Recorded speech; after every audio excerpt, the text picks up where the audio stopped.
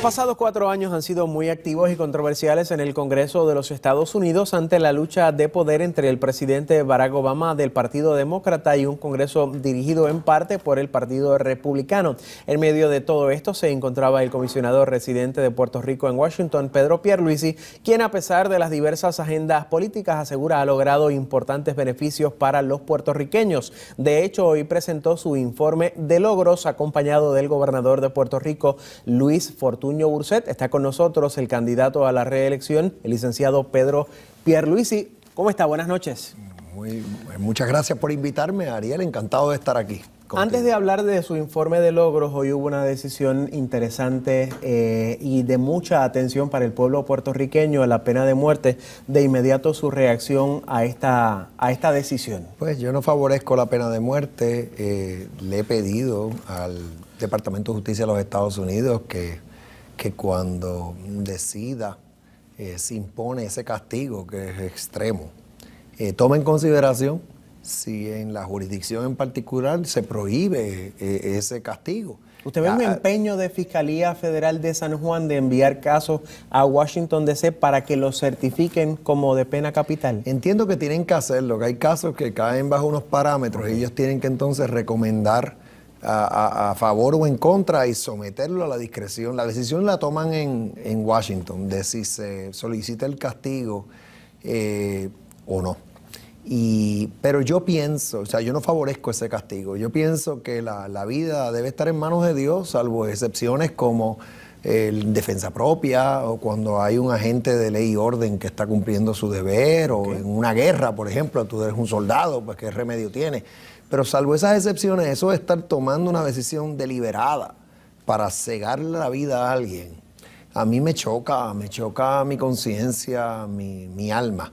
En este caso, pues me alegro que el jurado decidió que no tenemos que llegar a ese extremo, porque la cadena perpetua sirve el mismo propósito, o sea, tiene un impacto disuasivo, tú estar confinado el resto de tu vida, eso es horroroso y protege a la sociedad.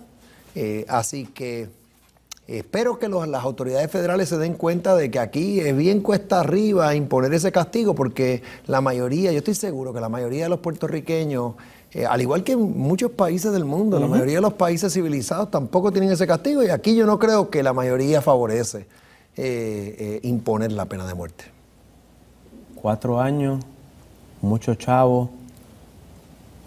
¿Esos son los logros suyos? Bueno, lo que pasa es que, fíjate, lo que hace el comisionado residente, en gran medida, es buscar un trato justo para los puertorriqueños en toda la legislación que considera el Congreso. Y en estos 4 años, durante mi incumbencia, la realidad es que el Congreso incluyó a Puerto Rico en toda la legislación importante que aprobó. Y salimos bien. Y de cara al futuro, pues yo lo que estoy haciendo es que mis planes entiendo que están a tono con las prioridades del pueblo de Puerto Rico. Yo lo organizo, lo que yo quiero hacer a base de la seguridad pública, eso tiene que ser lo primero que pensamos. El desarrollo económico, la educación, la salud de nuestro pueblo, nuestros recursos, ya sean recursos naturales como la infraestructura, y finalmente el asunto del estatus. Hoy presenté mi plan de trabajo para estos próximos años. ¿A grosso modo qué incluye? Esos temas, pero por ejemplo en seguridad pública, que se haga realidad la iniciativa de la frontera del Caribe, que se implante la estrategia de ley y orden que anunció la secretaria Napolitano para combatir el narcotráfico en la isla. De igual manera que velar porque tengamos los recursos adecuados, porque esto es una responsabilidad compartida, el narcotráfico y la violencia entre el gobierno federal y el de Puerto Rico. Eso es en seguridad pública. Ese tema particularmente, usted lo mencionó en la conferencia de prensa, pero hay que recordar que Rosemilia Rodríguez dijo que aquí no van a venir más recursos. Bueno, entonces eso choca un poco con lo que con lo que es su meta para los próximos 4 años. Lo que dijo Rosemilia, yo lo entiendo. En Estados Unidos, allá en el Congreso, pues hay una crisis fiscal. Y estar pensando que vamos a tener aumentos presupuestarios, nadie está hablando de eso en el Congreso. Y si no hay chavos, menos hay agentes. Pero yo sí pienso que se pueden hacer, por ejemplo, destaques de agentes de forma temporera, recursos especiales, y lo están haciendo. La Guardia Costanera tiene más embarcaciones ahora patrullando nuestras costas que vienen de la Florida, pero están aquí. De igual manera, la DEA y ICE, yo lo sé, han tenido destaques de agentes para operativos e investigaciones particulares. Le pregunté en la conferencia de prensa sobre los fondos federales porque viene mucho dinero, se busca mucho dinero, pero el mundo está moviéndose mientras nosotros aquí nos entretenemos en cosas grandes y pequeñas. Y el día que nosotros tengamos que ser autosuficientes, ¿qué vamos a hacer?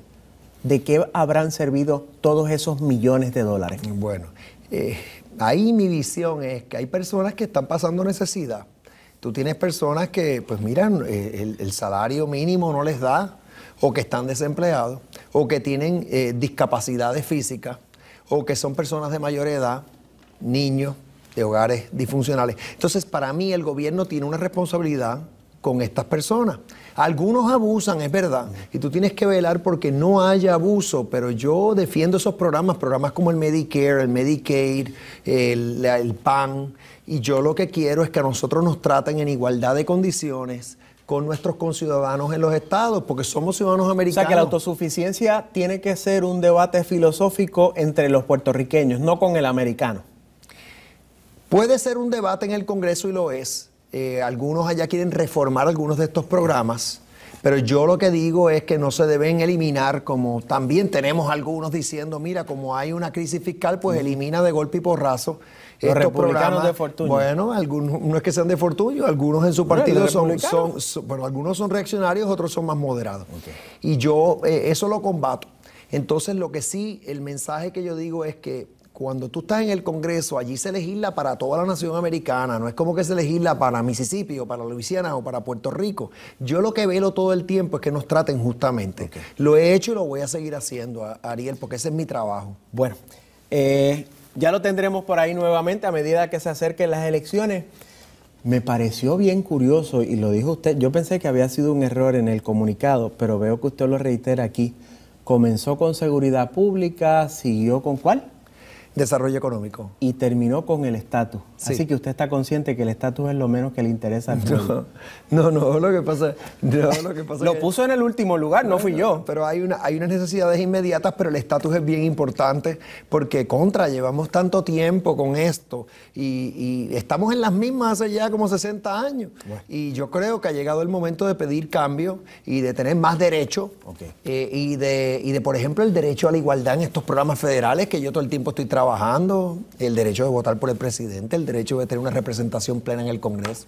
Yo peleo por eso, pero está bien, lo puse quinto, sexto, pero eso no quiere decir que tenga menos importancia, sino más bien eso permea todo. Gracias por estar con nosotros. Muy bien. Continuamos contigo, Sujei.